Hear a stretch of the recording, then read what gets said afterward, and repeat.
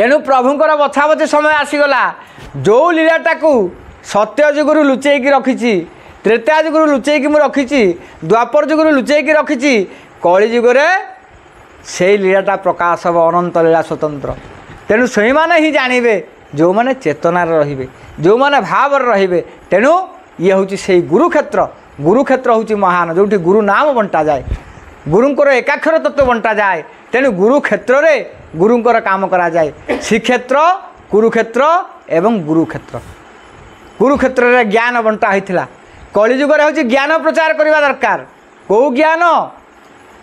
ये चिकित्सा ज्ञान नुह चिकित्सा ज्ञान पर तो मेडिकल साइंस अच्छी ज्ञान प्रचार कर भगवान कर नाम प्रचार कर ज्ञान को बांट प्रपन्न परिजाताय स्तोत्रवत्रे कपाणाय ज्ञान मुद्राय कृष्णाय गीतामूर्तो दुहे नमः। श्रीमद्भगवत गीता प्रच्छन्न भाव कहले कलिजुगरे ज्ञान को वितरण कर से ज्ञानर मालिक किए वसुदेव सुतंग देव कंस चारुण मर्धनम देवकी परमानंद कृष्ण वंदे जगत गुरु। तेणु जगतर गुरु विश्वर गुरु होउछंती किए ना भगवान कृष्ण तांकर वंदना कर तांको गुण कीर्तन कर जगन्नाथ नाम प्रचार कर कालिया शांतर गुण प्रचार कले तुम जीवन धन्य हो जीव। तेणु निजर आत्म प्रचार कर ना निजे किए अच्युत कहूँ बलराम कहूँ ता समय जगन्नाथ ही कहे। तेणु जगन्नाथ ही ताको चिन्ह करेंगे जगन्नाथ जी नाम खाली प्रचार कर जगन्नाथ कौटी नहीं रखिदेवे मोर सेवक मोर मित्र से कर जगत पवित्र। तेणु ज्ञान प्रचार कर कलिजुगर ज्ञान ही एकमात्र श्रेष्ठ। तेणु ज्ञान को बांट घरे घरे पूरे पूरे ज्ञान को बांट। तेणु जिते प्रथम आम 2001 मसीह गोटे पदक्षेप नेलु 30टा जिले में जगन्नाथर अष्टकम पढ़ा शंकराचार्य अष्टकम पढ़ा जो कदाचित कालनीत विपिन घरे घरे पुस्तक बंटाला अष्टगुजुरी नवगुजुरी सह गीता पाठ कर घरे घरे बंटागला से कार्यक्रम त्वरान्वित करागला 30टा जिलार समस्त की पत्रिका दिगला दीप जाल जगन्नाथ कीर्तन कर से समय आसी केस बेले हम सेटा पूर्णांग बर्तमान समय आस अनंत आसी खेल करेंगे अनंत को चिन्हिया सहज नुह जार पूर्ववासना थी सी ही ता कथा आसो पूर्ववासनाटी जार थिव गुरु अंगे जाई खेल करिव गुरु अंगे जाई खेल करिव गुरु संगे सही संग होइबु परस मणिर पास पाइबु लीलाटी जही प्रकाश हेब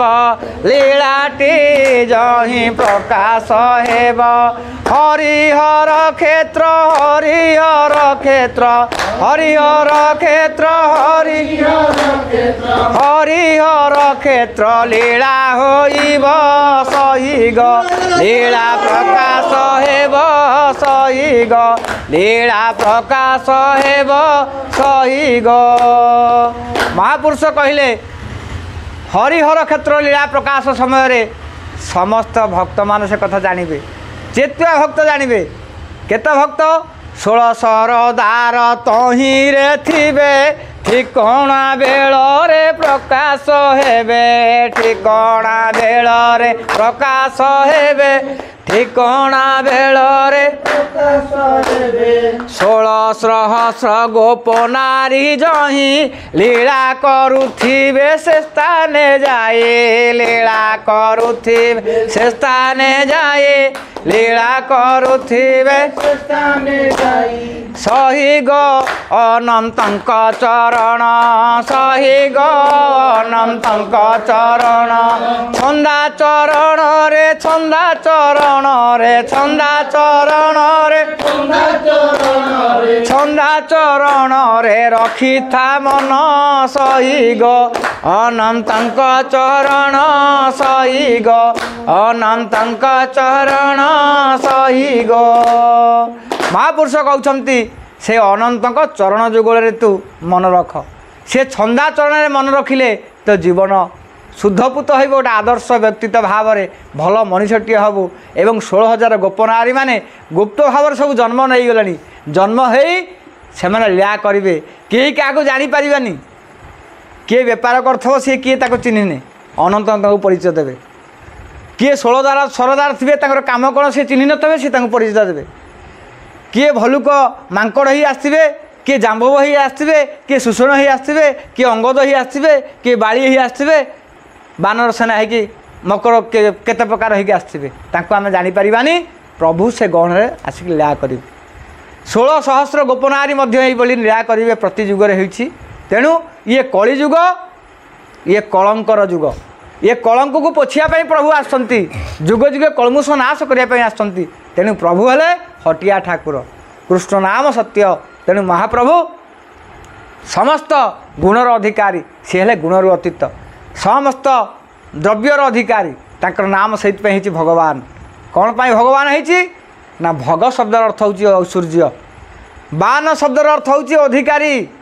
ये समग्र विश्व ब्रह्मांड ऐश्वर्यर अधिकारी जी सी हूँ भगवान भग ऐश्वर्य बान हूँ अधिकारी ये हूँ संस्कृत भाषार कथा तेणु से भगवान कृष्ण कुरुक्षेत्र में ज्ञान बांटी थे अर्जुन को कहले आउ तो कहीं जापारे गीता कथा किए बुझीपारे 18 हकुणी सैन्य थे कई बुझीपारे कारण भगवान कृष्ण का नाम गोटे हूँ मायाधारी तेणु अनंत लीला जो आसव अनंत सहित पंचसखा थे अच्युत थे अनंत थे जशवंत थे बलराम थे जगन्नाथ थे शिशु अनंत थे 16 सरदार थे समस्ते आसिक लीला करेंगे चिन्हवा धरवा सेटा आम पर निर्भर करे प्रभु कृपा कले आप चिन्ह पारे तेणु यही क्षेत्र में प्रभु न जापारे ना ये क्षेत्र भितर से लीला कर भल माने खुलासा कले जेहेतु मालिका को लेकिन आपन तो अनेक चैनल रे कहिसंती आपनकर तो इना सारा ओडिसा को सारा भारत वर्ष रे आपन चिन्हचंती तो हमर जो नुआ चैनल खोलाइछि मालिका संधान तो मालिका संधान रे जो खुलासा कले आगु को यही क्षेत्र रे 16 श्रद्धा समस्त आसी भेट हेबे प्रभु निजे अनंत स्वयं से चिन्हट करेंगे जी चेतुआ भक्त से जानवे समझे अन्य तो छाड़ कथा कह अनुचित तेणुक प्रभु भल कथा कहले आप तो चिन्हट हम परवर्ती एपिसोड रे आम अनंत बाबद परिप्रकाश करिया एबे भी सुधा सस्पेंस लोकों भितर लगी रही तो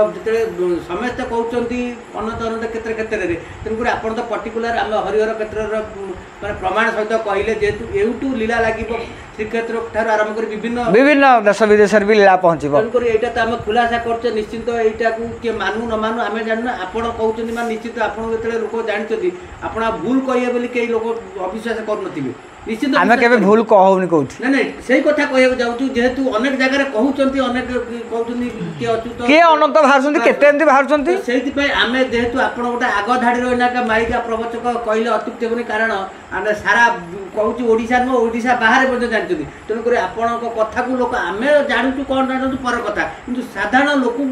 को जनवाई आपण ही एकमात्र मुकसाकी ताकू आ किए कह आम कहले आम कथा किए विश्वास कर तेणुक आपण मध्यम आम प्रथम कर